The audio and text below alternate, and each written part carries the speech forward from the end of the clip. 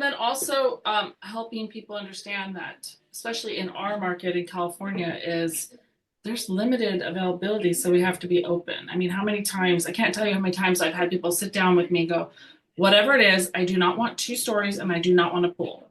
And I can tell you, like a handful of people, they bought a two-story with a pool home after they specifically said that, you know? Yeah, yeah, and I always like to pre-frame that with any you know potential seller or buyer client that I'm thankful to work with is you know you may find something that is completely not what you thought it was what was going to be what Right. you what you it might be close to what you visualized but it's not exact.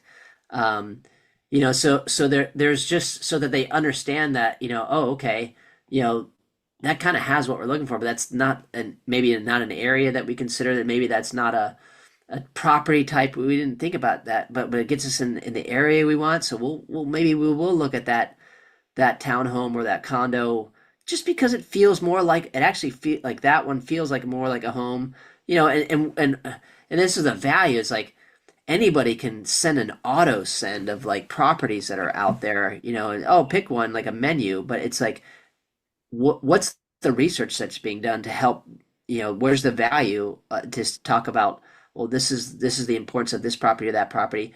And I do that both for sellers and buyers, because sellers, what's most important to them, they need to get, most of the time it's the highest price for their property. Right. Sometimes it's, they need to get rid of it soon, but most of the time it's like, hey, let's it's not, let's state the obvious. We want the highest price for a property, like highest price possible. Let's get it done. So, how do you've got to know, you got to look at what's going on and seeing like what has recently sold, like, and what kind of, who is the ideal buyer for your home, and what are you focusing on to find those people. And previewing properties. This might be a good segue. I don't know if you got the email yesterday from about the Zillow not allowing you to promote pocket listings, or I assume coming soon. They're not, and if you do, that within 24 hours, you will not be on the MLS for the life of your listing. I mean, on Zillow. Did you read this? Yeah, yeah, I did. I did.